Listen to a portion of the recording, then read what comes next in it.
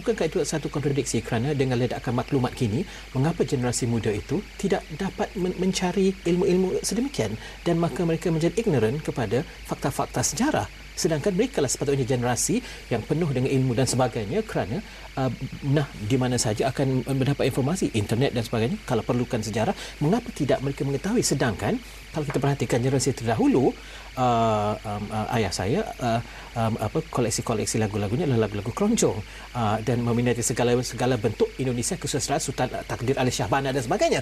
Jadi mengapa generasi kini yang sepatutnya lagi hebat tidak mengetahui perkara-perkara asas yang diketahui oleh generasi lama yang begitu susah untuk mendapatkan ilmu dan juga naif ketika itu? Itu sebetulnya tidak terjadi. Masyarakat sekarang membaca. Masyarakat sekarang mengakses internet. Tetapi konten yang mereka baca, sejarah yang dibuat oleh Indonesia dan Malaysia itu sudah mempunyai versi-versi tertentu. Bukan people history, tetapi government history. Sudah diprojekkan sekali lagi untuk menanamkan rasa nasionalismenya masing-masing. Sehingga sekarang di Indonesia contohnya sudah tidak mempelajari lagi budaya dan masyarakat di Malaysia untuk kajian-kajian sejarah. Mereka lebih terfokus bagaimana Indonesia merdeka. Malaysia pun juga sama. Sehingga versi sejarah yang perlu diubah. Makanya perlu adanya pensejarahan semula. Karena yang ada dalam sekolah-sekolah ini ataupun dalam internet ini kebanyakan versi-versi kolonial. Sehingga untuk memperkuatkan sistem nation state ini. Oleh karena itu ada salah satu teman di Indonesia juga lagi menggarap apa yang disebut dengan deconstructions of history. Kembali membuat tulisan-tulisan Indonesia versi yang berbeza dengan versi yang ada. Karena sejarah itu dibuat, diinterpretasikan sesuai dengan kepentingan-kepentingan yang menguasai ketika itu. Ini yang mustahak. Oleh karena itu perlu adanya revisit in order to know the common fate between two nations.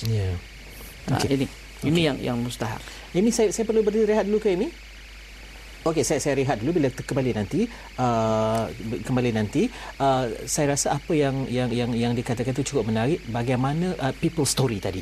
Jadi di sinilah peranan people story kerana sejarah itu penting, tapi bagaimana sejarah itu untuk orang biasa penting kepada saya untuk memahaminya. Jadi di sinilah cabaran konten kandungan tadi ya. Kita bincang tentang ini dalam segmen akhir nanti, kita akan kembali lepas ni. Akhir sekali Pak Lily bagaimana pengaruh itu mempengaruhi orang kata civil society movement, pergerakan masyarakat sivil itu untuk akhirnya membawa kepada orang kata keakraban, orang kata persefahaman dan juga silaturahim yang lebih erat antara Malaysia dan Indonesia. Sebetulnya kalau kita lihat proses diplomasi budaya ini sangat memberikan kesan. Impak kepada polisi yang ada sebenarnya sudah ada pun. Dalam artian elit-elit sekarang ini kelahiran di bawah 70-an. So dia masih mengkonsiderkan, mempertimbangkan tentang keserumpunan itu. Yang saya khawatir kalau tidak diprojekkan dari awal, itu tatkala 70-an memimpin negara di Indonesia dan di Malaysia. Kemudian di waktu yang sama sejarah tidak dikaji ulang. Ini boleh ada penteladahan. As long as generasi 70-an ke bawah masih ada, common sharing, common identity ini masih dirasakan, maka insya-Allah physical konflik itu mungkin boleh dijauhkan, boleh dihindari. Tetapi tatkala generasi ini sudah memimpin negara masing-masing yang tidak merasa adanya collective identity di antara dua negara, ini yang sangat disayangkan. Nah, untuk itu saya kira yang terakhir untuk supaya tidak ada konflik itu ada elemen yang terbaik, yaitu yang disebut dengan self restraint, kontrol. Kita ada kesamaan, kita ada collective identity yang sama-sama dikongsi. Kenapa harus marah? Kita beradik saja selalu. Ada konflik, apalagi lah dengan dua manajemen negara yang besar. So self restraint ini yang sangat mustahab. Yang utama sekali self restraint itu di kalangan elit. Yang kedua di kalangan people to people contact.